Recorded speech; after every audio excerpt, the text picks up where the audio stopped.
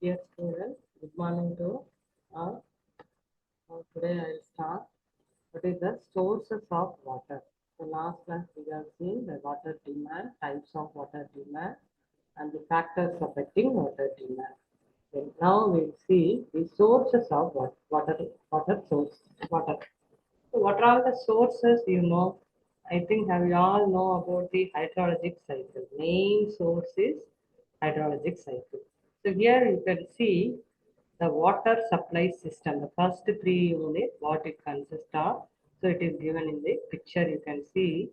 So the water supply system means it indicates where we are getting water from water, where we are taking that water to treatment. So the source may be a surface or subsurface source. From the source, we are taking the water to the treatment plant.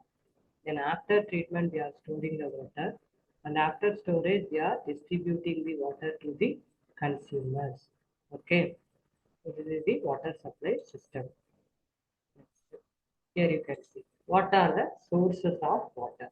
So here you can see the main source is water cycle, and the second source is groundwater, and the third is surface water.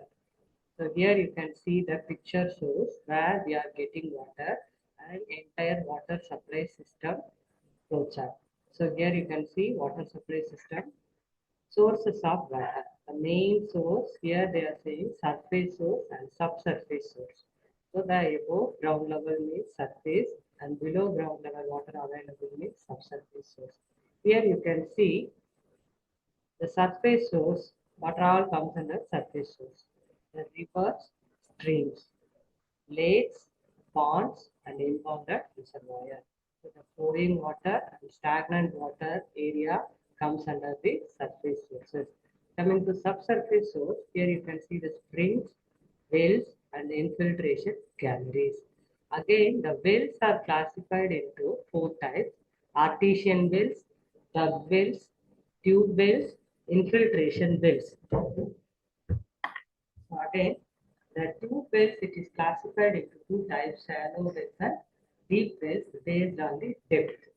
Then from the sources. So whatever the source, we need the structure to collect the water from the source that is called intake works. Whether it may be a river water or lakes or ponds or from any subsurface source, we have to collect the water from the source through the intake works. Then after intake, uh, water taken to intake, then it takes to the treatment units. The treatment unit it consists of all these physical units: line sedimentation, sedimentation is coagulation. Sedimentation, that is a screening process. It removes the floating matter. The density lighter than the water, the particles that float on the water, that is removed by screening. And the plain sedimentation, the particles heavier than water, it is suspended in water, or it is settled through the gravitational force. And sedimentation coagulation means the coagulants we will add to settle the suspended and coagulant particles. After the filtration and disinfection, it is the process of killing the pathogenic bacteria, and last one is miscellaneous treatment. So all this we will see in the second unit in detail. And third unit, distribution system. There are three types of system: gravity system, pumping system, and wheel system. After that, through the network, the main lines and service pipe, the water is supplied to the consumer. So as we have seen, what all comes under the surface and subsurfaces. Here again in this slide, we can see the surface and subsurface. The surface sources include rainfall, lakes, ponds, rivers, and the surface water is withdrawn by constructing intake structure. So this intake structure again it is classified into lake intake, reservoir intake, river intake, canal intake. So this picture shows the entire hydrological cycle. So through the plant there is evapotranspiration. From the surface water there is evaporation. So all this evapotranspiration, the water flow goes to up the clouds form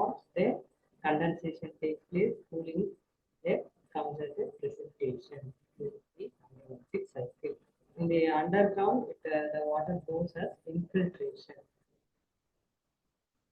Here you can see the sources of water, that means underground water, subsurface water. So aquifers. So aquifers means nothing but the groundwater source, primary source of drinking water. So the water is, here you can see in the saturated zone. The primary source of drinking water, porous consolidated rock or unconsolidated soil. Aquifer, here it is present near the porous consolidated rock or unconsolidated soil. Groundwater fills spaces, wells and ponds used to remove the water. Here you can see taking down. Then we are pumping the water from the underground. See the surface water source. Contaminant. So origin of contamination. Any physical, chemical, biological or radiological substance that has an adverse effect on her or contamination.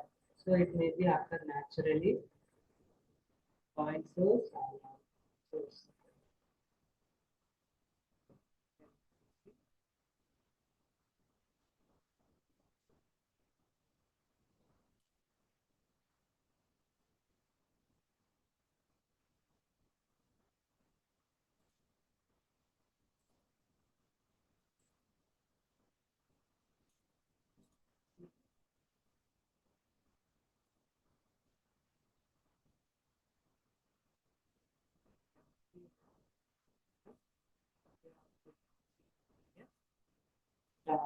Sources of water from water.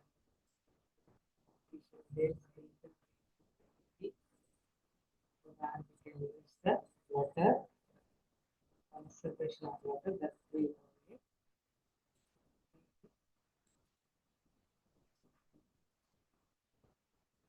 see the intakes. So this means by intake. So the main function, see again with this picture shows the water cycle, it is clear. Main function of the intake work is to collect the water from various sources. The sources may be lakes, rivers, reservoirs, and canals. So depending upon the intake source, it is classified into canal intake, lake intake, river, or reservoir. So intake or structure which essentially consists of opening, grating, through which the raw water from the source and is carried to a sump well by means of conduits. Conduit is nothing but pipeline. So here you can see from the source, the water is taken to the intake to the treatment unit after the distribution unit.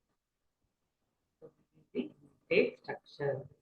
So here the intake we will consider. So the following points should be considered while selecting the site for intake. What are the points have to select? It should be near to the reservoir or it should be near to the lakes or surface source of water. Then it should collect the water, no need of pumping and all. Yeah. Then see the again types of intake. The best quality of water should be available at the site. So where we have to construct the intake means where the best quality of water should be available at the site, so that it can be easily and economically purified in less time to the treatment plants. So one of the site selection point. Site should be such that intake work can draw more quantity of water if required in the future. There should be sufficient scope for future. Then the site of intake should be easily approachable without any obstruction. As far as possible, the selection of the site should be near the treatment work. It will reduce the conveyance cost from the source of the water. At the site, sufficient quantity. So in the at the site, sufficient quantity of water should be available for present and future expansion of water work. As far as possible, the selection of intake should not be located in the vicinity of the point of sewage disposal. It should be somewhat distance from the sewage disposal moving. Picture shows the lake. So that is the suction waves free because whatever the floating matter it removes, then the pure water enters to the structures and it carried to the treatment. So here we will use the submersible pump. Then for obtaining water from the lakes, mostly submersible intakes are used. So we can't see that intake, it is submersible. So these intakes are constructed in the bed of the lake below the slow water level so as to draw the water even with the dry season also. Through the pipeline, the water enters. Here you can see the depending upon the depth of the lake, there may be a more than two intakes. Here you can see there are three intakes at different head level. And here you can see the intake. This intake. Reservoir intake is mostly used to draw the water from the earthen dam reservoir. So in the dam, reservoir is nothing but the artificially we are constructing nothing but the dam. From the dam, where we can take the water to the treatment plant.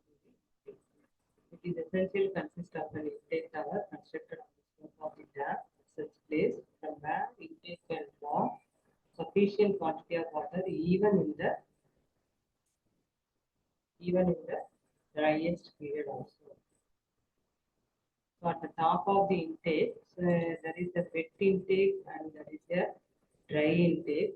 If the water is stagnant on the intake means that we call as wet intake. So here is the intake pipes are fixed at different levels. We have the surface in all variations of the dry intake means without storing the water is all the collected water from the source, it is taken to the treatment unit. Then this is the canal intake. You have to explain this, you have to draw and explain if they ask in exam. Okay. Next, coming to population forecasting method. So before we need to supply the water to the community, we need to calculate we have to calculate the present population and we have to predict the future population. So the calculation or prediction of some future event as a result of study and analysis of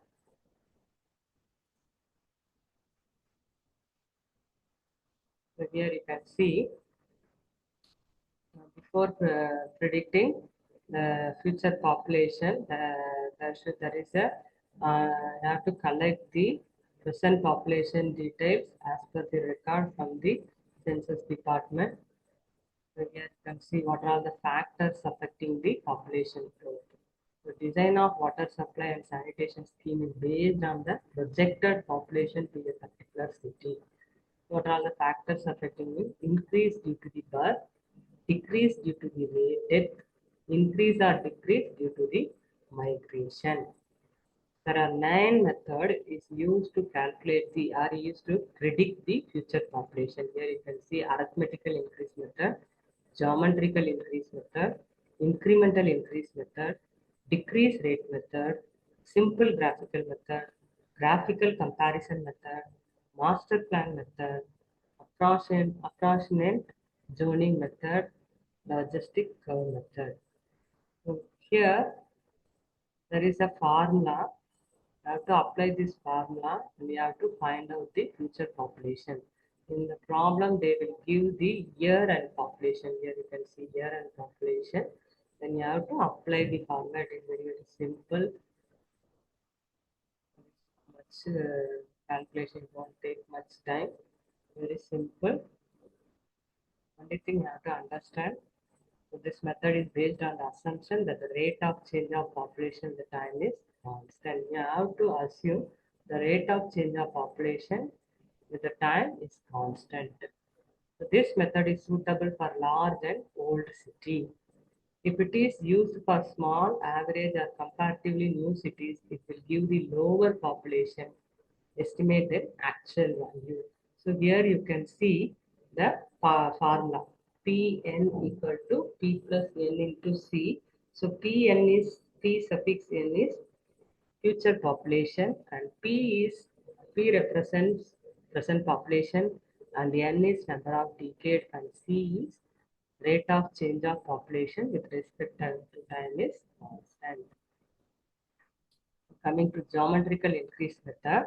In this method, the percentage of increase in population from decade to decade is assumed to remain constant. So geometric means increase is used to find a future increment in population. So here you can see Pn equal to P into 1 plus Ig divided by 100 power n. So Ig is nothing but geometric mean percentage, and P is present population, and N is number of decade. So here this method is applied for new industrial town and the beginning of development for only few decades. The next coming to incremental increase method. It is suitable for an average size town under normal condition where the growth rate is found to be in increasing order. So here you can see the population, how will you calculate future population means P plus Nx plus N into in bracket N plus 1 close the bracket divided by 2 and square bracket into Y. So here X means average increase in population, Y is incremental increase in population. Next one is graphical method. So the population of last few decades are correctly plotted to a suitable scale on the graph. So here you have to mark the population of the present population through the graph, and the population curve is smoothly extended for getting future population. So this extension should be done carefully and requires proper experience and judgment. So the best way of here, nothing, any formula we are not going to use, only we are drawing the graph. So here and population, present population we are marking, then that graph we are extending the smoothly. So, then comparative graphical method. In this method, the census population of cities already developed under similar conditions are plotted. So the curve of past population of the city under consideration is plotted on the same graph. The curve is extended and compared with the present population. So advantage of this method is future population can be predicted from the present population even in the absence of some past census report. In master plan method, coming to master plan method, the big and metropolitan cities are generally not developed in haphazard manner, but are planned and regulated by local bodies according to the master plan. So this is prepared for next 25 to 30 years for the city. So this method is very easy to access precisely the decision population. The population density are fixed for various zones in the master plan. So here zone wise we are splitting the city. Then we are fixing that this zone consists of this much population, like that. That is the master plan method. Logistic curve method. This method is used when the growth rate of population is due to birth, death, and migration takes place under normal situation. It is not subjected to an extraordinary changes like epidemic, war, earthquake, or any natural disaster, etc. Okay. Here you can see the logistic method. So mostly they will ask the problem, use the arithmetical increase method, geometrical increase method, then incremental increase method, and decreasing growth rate method. So here you can see in this problem, so the predict the population for the year 21, 31, 41 from the following data. Here they gave from 1961 to 2011. Here decade means the 10 years. So 61 to 71 between 10 years gap. So the 10 years, every 10 years, what is the increase in population it is given, and you have to find the next 3 decades population. So you have to put the columns, 3 columns, year, population, and the increase in population. So from 1961 to 1971 to 61, how much increase in population that you have to enter here. like that 71, 80, 71 to 81, 81 to 91, like that. You have to uh, calculate the increase in population, then you have to put the total, then you have to take the average. So all the increase in population you have to add, that is the total increase in population, that divided by how many years, 1, 2, 3, 4, 5. So that will give the average increment. So here you can see population for the year 21, P plus Pn into C, P plus NC. So it gives the future population. Okay, so by using arithmetical increase method. The same problem I have to use to find out predict the future population by using geometrical increase method. So here we are taking geometrical increase in rate. So what is the, here you have to find out what is the increase, that means percentage of increase. So what is the percentage from this to this? So C4 divided by D3. We get the percentage. For that again you have to take total and you have to find out average. That average here you have to substitute. So P1 plus Ig divided by 100 power 1. So Pn is the present population, P is present population, then 1 plus Ig is here given divided by 100. We get this increase in population. Then incremental increase in population, say, so this increase in population we have to take as x value. Incremental increase we have to take as y value. So here you can take, so what is the increase in population between these two decades? That you have to find out. You have to take the total and you have to find out the average, then substitute in this formula. Very, very easy formula. That's all. Picture showing the another method, graphical method, logistical method. With this, I stop. So far we have seen what are all the sources of water, then what are all the methods used to find out the future population. The next class we will see the composition and characteristics of water and some of the waterborne diseases. So with that, first unit will be, I think we'll cover the first unit.